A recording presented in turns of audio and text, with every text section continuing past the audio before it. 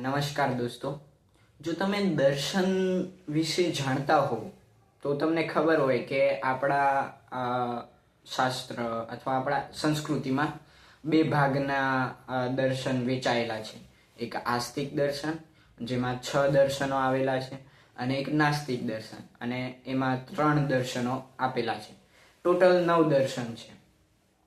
હવે આસ્તિક દર્શનની વાત કરીએ તો એમાં એ રીતની વ્યાખ્યા કરેલી છે કે જે આપણા વેદોની સૂક્તિઓને જે માને એ આસ્તિક દર્શન, અને જે નથી માનતા એ નાસ્તિક દર્શન.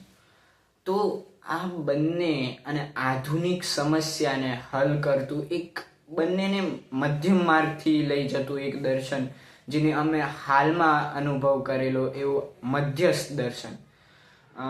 આ દર્શન વિશે લગભગ બહુ ઓછી ખબર હશે, પણ આપણા જે આ દર્શનને અત્યારે સમાજમાં ફેલાવવા માટે અથવા સમાજમાં ઘર ઘર સુધી પહોંચાડવા માટે સોમત્યાગી કરીને એક સારા એવા વક્તા છે, જેમને આ બીડું ઉપાડેલું છે. તો અમે આ જ દર્શનની જાણકારી માટે એક શિબિરમાં ગયા હતા, જીવન વિદ્યા શિબિર. આ શિબિરમાં સોમત્યાગીજીએ જે વાત કરી કે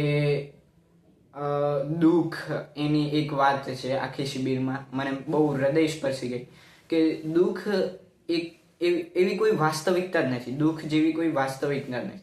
દુઃખ એક એવી વસ્તુ છે જે માણસે પોતાની અક્ષમતાને કારણે ઉદ્ભવેલું પ્રદર્શન છે. તો આવી ઘણી વાતો અમને ત્યાં શીખવા મળી. કહેવાય કે એક જીવનને જીવવાનો એક અલગ અને એક નવો પાસો ઉઘડી આવ્યો કે જીવનને આ રીતે પણ જોઈ શકાય. હવે અમુક લોકો સંવેદનશીલ અને લાગણીશીલ વચ્ચે, સંવેદનશીલતા અને સંવેદનહીનતા વચ્ચે ફસાઈ ગયેલા હોય, ત્યારે આ દર્શન વચ્ચેનો માર્ગ દેખાડે, સંજ્ઞાનશીલતાનો. તો આવી જ કે સંવેદન એટલે કોઈ પણ વેદનામાં, અને આજના જે મુખ્ય માણસો અથવા મુખ્ય તબકો છે આજના સમાજનો, તો તે સંવેદનશીલ છે, લાગણીશીલ છે. અને અમુક લોકો હોય તે સંવેદનહીન પણ છે, જે બહુ ક્રૂર અને ઘણી ખરાબ પ્રવૃત્તિઓમાં સંકળાયેલા હોય.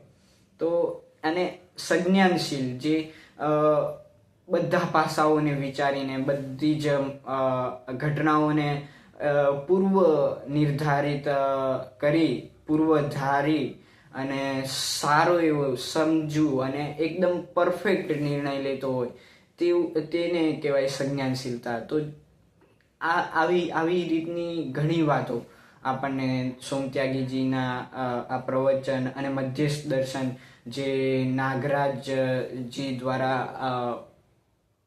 આપણને મળેલું છે, તો ખૂબ જ અલગ અને ખૂબ જ નવીનતમ અનુભવ હતો. અને ત્યાં કહેવાય છે કે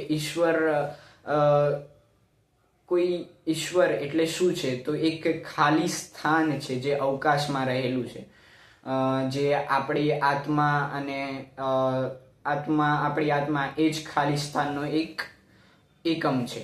તો આવી જ રીતનું વાતો, અને અમુક જગ્યાએ તમને લાગતું હશે કે કંઈક તમે ક્યાંક મતભેદ ઊભા થતા હશે, પણ કહેવાય કે કોઈ પણ વસ્તુ હોય તેમાં સારી વાત આપણે પકડીએ તો આપણે આપણા જીવનમાં જે જરૂરિયાત હોય તે વાત પકડીએ તો આપણે ખરેખર એને સારા વેમાં લઈ જઈ શકીએ.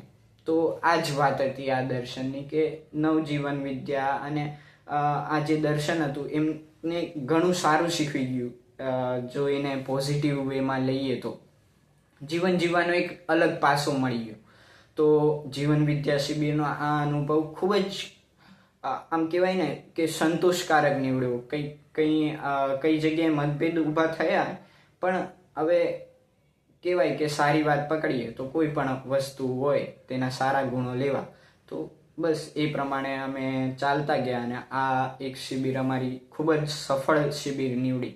તો આ અનુભવ મને લાગ્યો કે તમને સાથે શેર કરું. અને સોમત્યાગીજીના ઘણા વિડીયો તમને યુટ્યુબ ઉપર મળી જતા હોય છે. હું તમને એવું હોય તો ચેનલની લિંક ડિસ્ક્રિપ્શનમાં નાખી દઈશ. અને ધન્યવાદ મારો વિડીયો જોવા માટે.